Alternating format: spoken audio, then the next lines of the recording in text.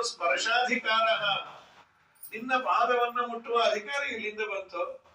ಚೆಂಡೋತರುವನೆ ಪದಿ ಕಾಳಿಂಗನು ದಂಡ ಮಾಡುವ ಧುಮುಕಿ ಚಂಡ ಕಾಳಿಂಗನ ಮಂಡೆಯೋಳು ಪಾದ ಪುಂಡರೀಕವನಿಟ್ಟು ತಾಂಡವನಾಡಿದ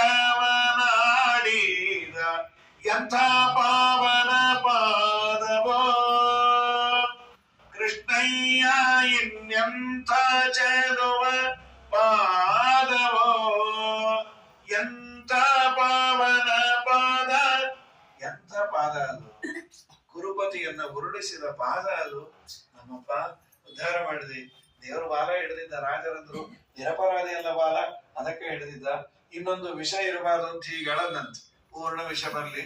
ಅದನ್ನ ನೋಡ ನಾವು ಆಮೇಲೆ ಶುರು ಮಾಡಿದ್ದು ಎಣ್ಣೆ ಪ್ಯಾಕೆಟ್ ಅಂತ ಹೇಳೋದು, ಒಂಚೂರು ಉಳಿಬಾರದು ಅಂತ. ದೇವರ ಅದ್ಭುತವಾದ ನರ್ತನ. ಮನೆ ಬಂದ ಮೇಲೆ ಎಲ್ಲರೂ ಎತ್ತಿ ಮುದ್ದಾಡಿ, ನಿಮ್ ಮನೇಲೆ ಆಡ್ಕೊಳ್ಳೋ ಕೃಷ್ಣ, ಎಲ್ಲೋ ಹೋಗಬೇಡ. ಅದಕ್ಕೊಂದು ದಾಸರ ಪದ್ಯ ಅದು. ಮನೆಯೊಳಗಾಡು ಗೋವಿಂದ ಮನೆಗಳಿಗೆ ಹೋಗದಿರೋ ದೇವರನ್ನ ನಾಯರು ಬೇರೆ ಮನೆಗೆ ಹೋಗ್ರೆ ಅದು ಹೋಗಿದ್ದೆಲ್ಲ ಅದು ನಮ್ಮನೆ ಸಂಪು ಅಂದ. ಯಮುನಾ ಸಂಪ. ಹೌದು, ಬ್ರಹ್ಮಾಂಡವೇ ನಮ್ಮನೆ ಆದ್ರೆ ನದಿ ಎಲ್ಲ ನಮ್ಮನೆ ಸಂಪು ಅಂದ. ಆಯ್ತು,